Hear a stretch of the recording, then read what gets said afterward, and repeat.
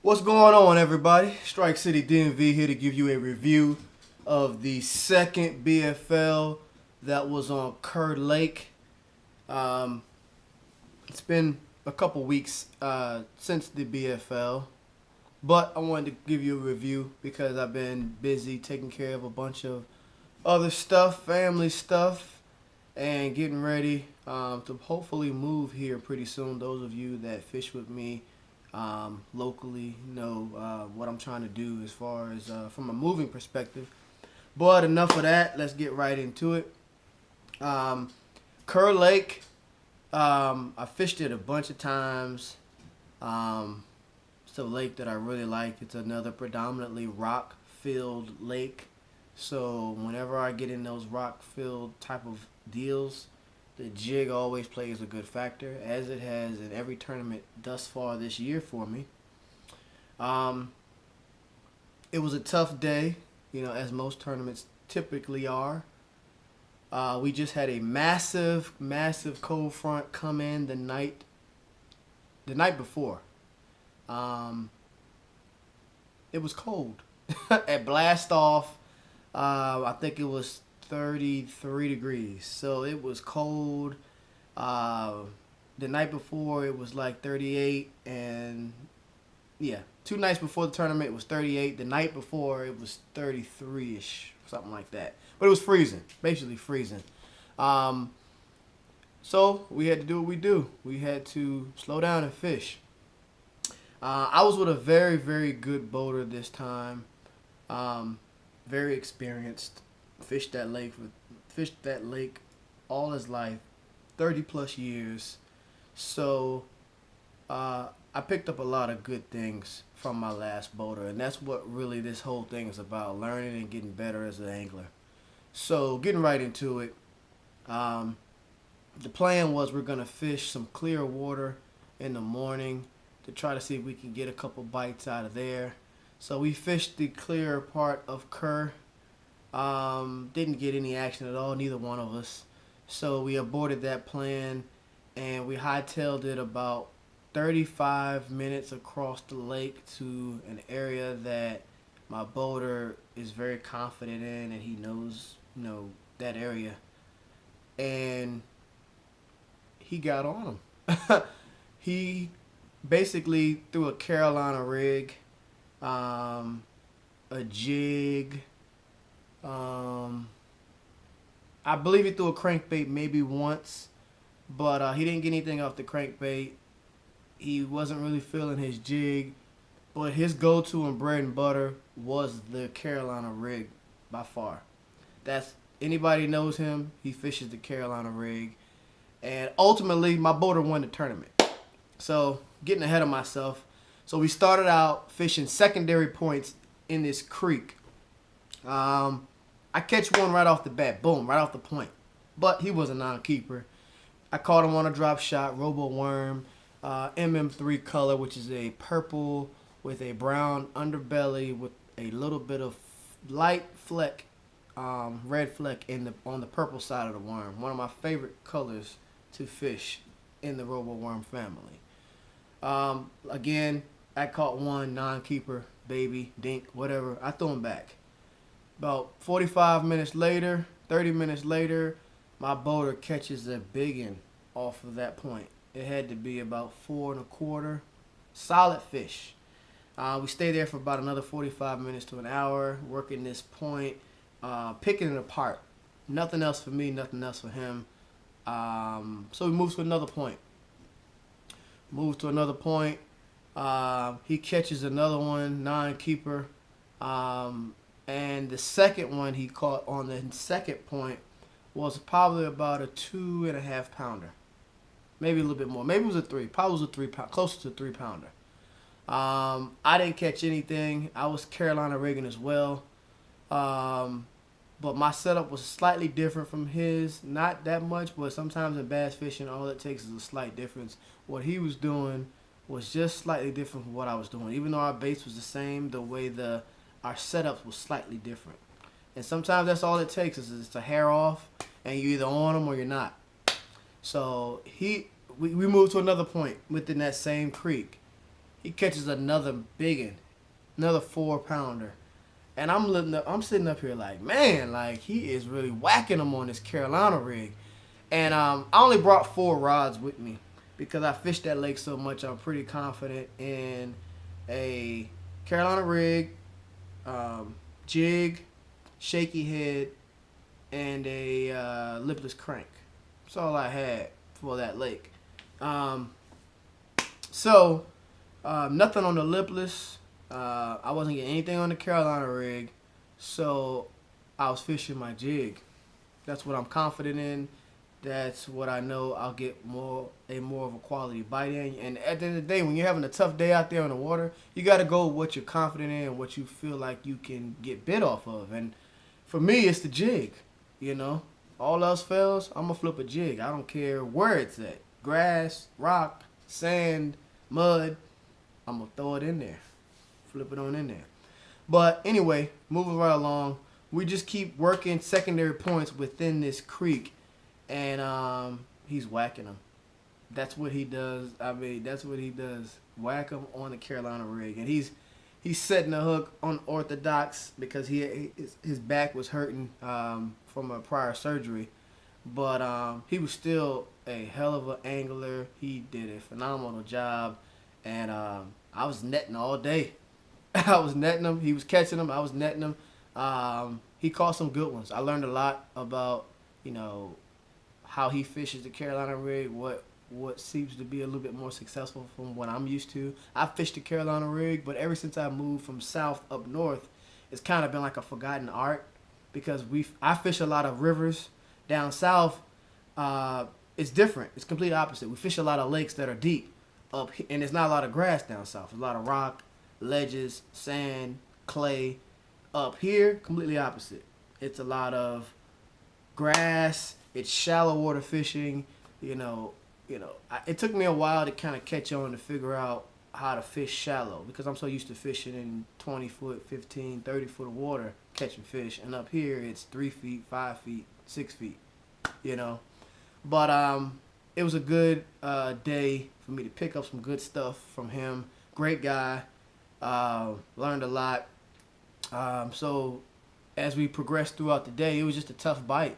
He was whacking them, but it wasn't like he was whacking them. He basically worked for it. Like they were coming, every 2 dinks, he would catch a solid one. And throughout the day, that's pretty much how it happened. So right at the end of the day, we make a run to some of his sweet spots right before we weigh in. I don't have a keeper in the live well at this point. We're about 35, 40 minutes until the end of the day. Maybe less than that. 30. I wouldn't even say 45. I'll take that back. We're about 30 minutes, 20 to 30 minutes before we got to go in. We're making stops at, points that he knows and spots that he knows that he's probably caught big fish off of all his life. And we're making 5 minutes of fishing, five minutes of casting, and then we're moving on to the next spot. Trying to cull up. He had one smaller one in the live water he wanted to try to get rid of, and that was probably about a 15-incher. Maybe he may have been 1 3/4 pounds. So we make a stop at this second to last point. Actually, I take the back. It was the last point. Off the bat, boom! I throw it out there. Boom! One slams it, pulls my riot baits. Fuzzy Beaver trailer right off the back of my jig. I mean, he slammed it. So I'm a little discouraged at this point. So I throw it back out there, and I'm fishing it. Next thing you know, boom, my boater hooks up on a big one. So it's about a 5-pounder, and we're good to go. He's good to go. He's got a limit in the boat, a solid limit. He got to cull out his last fish, and I think that last fish ultimately made him win. He had 18 pounds even on the nose. So we stayed there for like a couple more minutes, and this goes to show you, never give up. Now, at this point, I'm a little mad on the inside. I'm trying to keep that positive mental attitude that Swindle always talks about, and I'm just like, man, this is pretty much not my home lake, but almost a home lake. I've been fishing here all my life, like all coming from Virginia. I fished here many a times, had great days on that lake. Still love that lake. But I just couldn't get bit. The cold front was it affected me. Apparently, it wasn't affecting my boater that much because he was killing them on a sea rig. But we're about to move, and I'm fishing my jig. I'm still fishing it. I'm fishing what I know. The next thing you know, my jig is like almost to the boat. I'm in about 10, 11 feet of water, and a bass slams it. I mean, he smokes it. My rod is doubled over, and it was crazy because I didn't even feel the bite. I'm working it all the way back, and I remember watching a video on the Bass University, and they talked about fishing your jig all the way back to the boat.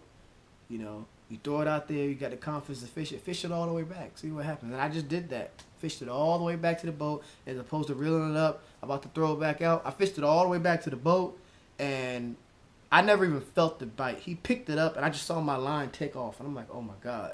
All day now, 8 hours, 7 hours, and 7 3/4 of the day, and I finally see that jerk, and my line takes off. I just set the hook, and I'm reeling, and it was a keeper. It was about 3-pounder or so, and that really saved me.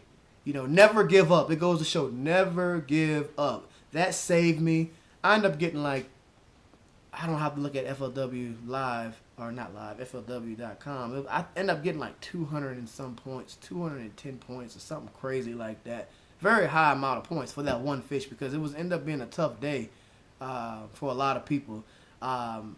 The week prior, when they had great weather, they were bringing in 23 pounds, and the highest from the boaters was my boater. It had 18 pounds, which was great on a day like that, and everybody else was a little bit under him, like 15 and a half, 16, and the coes, you know, it was one of those days where like 6 pounds, 5 pounds, and you know, you were getting a check. So that's how the day ended. End up catching 1 3-pounder. Wish I could have got more. I couldn't get anything going on my shaky head, my lipless, or my Carolina rig. But my jig paid through once again. Wasn't as good as how I would like it, but that's fishing. On to the next. Next BFL is going to be on the Potomac, and that's May the 6th for me in the Shenandoah division. I fully expect to do well. As all tournaments, I expect to do well. This is on my home river now that I'm a Marylander. As for the ABA, I will be on the Upper Bay, leaving out of Northeast Maryland, Anchor Boats Marina, Saturday the 22nd. We're fishing the ABA Ram Open out of the Upper Bay, so I'm excited. I missed the first Upper Bay tournament last year, so I'm excited about this. Some big fish up there. Supposed to be overcast day, light rain, so it may be tough, but overcast is always good for fishing. So I'm looking to win. As all tournaments, I'm looking to win. So a couple of announcements. Got a couple new baits from my sponsor, Riot Baits. We have the Little Fuzzy. These are the Little Fuzzies. They're great for small finesse type jigs. Really great. What's unique about the Fuzzy Beavers and the Little Fuzzy is because the body is ribbed. When you fish it, they create bubbles under the water, kind of like a real crawl. And sometimes those extra bubbles are what catches the fish. It's just that little subtle difference is kind of what makes a difference between catching fish a lot of times. So it definitely helps trigger strikes. Second, we got the Tantra. This is also a good trailer for some of your jigs. Smaller, finessier jigs. Riot Baits makes really good soft plastics. A lot of action in the flappers. So check these out. And also we have a prototype bladed jig. I almost poked myself with these super razor sharp mustache hooks. But this is a bladed jig. This is the Recon. I got it paired with a pearl white Yamamoto Seiko on the back of it. I'm excited to use this. fishing in the grass, especially on the Potomac. They're supposed to come out this month in April, but it got pushed back to May. So be on the lookout for these. This is the Bladed Jig by Riot Baits. So make sure you check this out, the Recon. Make sure you check out my boy Bassing with Zach. Talked to him recently. I'll leave his video and YouTube information in the description box below of this video. He's been MIA for a while. He's a great editor. He's been MIA. He's been working hard down there in Georgia. Makes great videos. Excellent editor. I swear, him and my boy Angler Marv. Angler Marv is one of the dopest video editors I know. And Bassing with Zach is a young up and becoming bass fisherman who's excellent in the editing game. Me, I'm not so good at the editing. I don't try to be. I actually gonna be working with Angler Marv to get some of my editing stuff featured. He's gonna be doing some stuff professionally. He is a professional editor, by the way. That's what he does. So reach out to Angler Marv. His video link will be in the description as well for your video editing needs. But me, I just film what happens on the water, and I know how to do very basic stuff. I don't try to get into all the editing stuff. That's not fully my thing. I like it. It takes a lot of time, but I have so many other things going on, too many other projects going on. But it's something that I like, and I love how all of you out here can do the different things with it. But I'm more inclined to the actual fishing aspect of things. But not to tie you up too much, look for a review coming out on the ABA tournament on the gosh, I can't even get it. Northeast River, Northeast Maryland on the Upper Bay. So I'll be putting a review out for that, as well as the one for the following week, which will be my third BFL, which will be on the Potomac. So right now, I think I'm sitting right outside of the top 50, maybe by like 2 spaces. And that's only because of that blunder in the first tournament. Had I made been able to weigh my fish in that first tournament and my boat didn't break down, I'll be inside the top 50. And as you know, we always talk about points. We talk about points because we want to make it to the regionals, which is big money in the regionals. And they only take the top 50 boaters and top 50 codes. So I'm right outside the top 50, but I'm confident that with these next 2 tournaments on pretty much my home rivers, which is the Potomac and the James, that I'll be able to sneak inside that top 50 pretty good. So I'm confident with that. But yeah, that's pretty much it. Again, shout out to Bassing with Zach down there in Georgia. I'm fishing hard because the regional for the BFL and the Shenandoah Division will be on Lake Lanier. And I fished Lake Lanier a bunch when I lived in Georgia. I lived in Gwinnett County, Lawrenceville, Duluth, right there off 85. And as we know, everybody down south, Lake Lanier is right there, Beaufort, right off 985, Gainesville, Beaufort area. So also I wanted to let everyone know that I'll be having some Strike City apparel, t-shirts and stuff come out. Probably going to be about $10 a pop, so I would greatly appreciate your support. I'll try to get a website going to have you guys either be able to purchase it. And for me, I don't know if you guys know, I've probably said it a bunch of times, maybe so, but I was in the Marines, went overseas, Operation Iraqi Freedom, Enduring Freedom, OIF veteran. So my goal is to raise money to put towards the Wounded Warriors and fund my future projects. So i.e. t-shirts, Strike City tournaments, yada yada yada. But I always want to try to give back because Wounded Warriors hold a special place in my heart, because I was overseas right after 9/11, and it was real, to say the least. So I'm right here in Maryland. We got Walter Reed Medical Center right up around the corner, maybe 20-30 minutes from me, and it's a lot of Wounded Warriors there. A lot of them missing limbs. They gave it up for us so that we can go out here and do the things that we do.